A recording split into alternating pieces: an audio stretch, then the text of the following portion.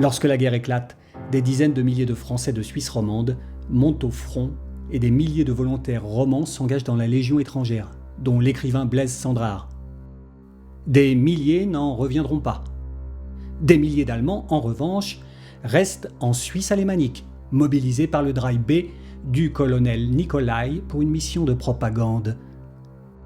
Pousser la Suisse à déclarer la guerre à la France. Ils ont un allié de poids en la personne du général Willet, nommé in extremis à la tête de l'armée suisse. La Berne fédérale craint une victoire rapide de l'Allemagne et veut l'aménager.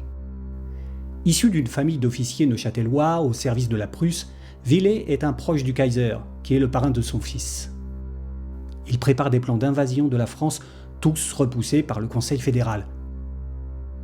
Mais chaque matin, les colonels d'état-major Egli et Wattenwyl renseignent l'attaché militaire allemand, fournissant entre autres des notes secrètes russes interceptées par le chiffre suisse.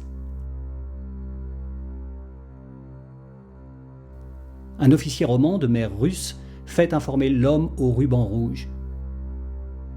Charles Fabiani organise la contre-propagande française depuis l'hôtel Beau Rivage à Lausanne. Président du Parti radical français, il dispose en Suisse d'un petit magot qui lui vient d'un arbitrage rendu par la Confédération dans un conflit opposant son père au Venezuela. Il met sa fortune personnelle au service de son pays, ce qui lui vaut le respect de ses autres romans, politiciens, officiers et journalistes. Les journaux romans soulèvent alors le scandale. Egli et Wattenwyl disent avoir agi pour le bien du pays. Un service de renseignement possédant des règles propres qui le placent souvent au-dessus de la morale et de la neutralité. Sous la pression francophone, le Conseil fédéral exige un procès. Le général Willet obtient qu'il soit militaire et les deux colonels écopent de 3 semaines d'arrêt de rigueur. Le Drive B allemand surveille aussi les agents français. Franc-maçon savoyard, François Genoux dirige à Lausanne une entreprise de papier peint. Pour ses affaires, il voyage en Allemagne, recueillant des renseignements. Arrêté à Francfort, son beau-frère suisse crache le morceau. Le Drive B informe Berne et Genoux passe 3 semaines au trou à Lausanne. Une peccadille, si ce n'est que son fils de 2 ans, également prénommé François, deviendra le plus incroyable agent multiple du XXe siècle, travaillant pour les nazis, les Algériens, les Syriens, les Américains et peut-être les Français, mais toujours aussi pour la Suisse.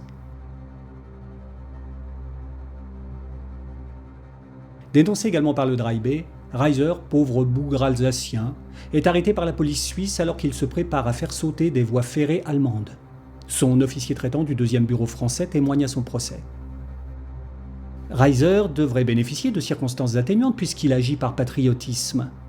L'affaire Egli-Wattenwyl ne crée-t-elle pas une jurisprudence clémente aux espions ? Pas d'accord, les juges civils suisses estiment que la Suisse se doit de protéger aussi les biens situés à l'étranger au nom de la communauté des intérêts des peuples. Condamnation claire du terrorisme qui vient en appui des conventions de Genève. Hélas, celle-ci s'applique peu dans les guerres de l'ombre, qui se mènent parfois en dentelle.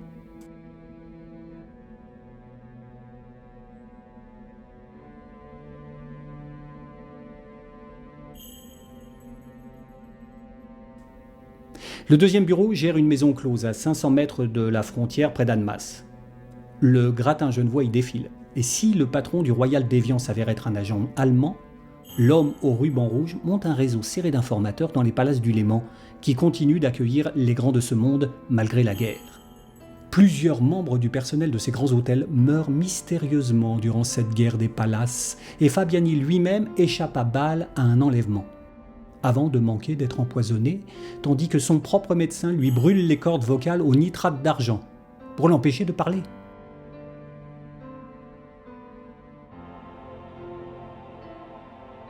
La Suisse est en effet le bastion de la liberté d'expression et la propagande y fait rage. Révolutionnaires et leaders anticolonialistes s'y sont réfugiés par centaines, parfois surveillés d'un peu trop près par leur gouvernement. Syriens, Serbes, Grecs et Arméniens se plaignent du consul ottoman. Sa résidence est perquisitionnée par la police genevoise. Le consul et 2 épouses de généraux allemands de l'armée turque sont arrêtés. tandis qu'un inspecteur de la police genevoise, suspecté d'être un agent français, s'enfuit à Lyon juste avant son arrestation. Les tribunaux suisses jugent plus de 100 affaires d'espionnage par année.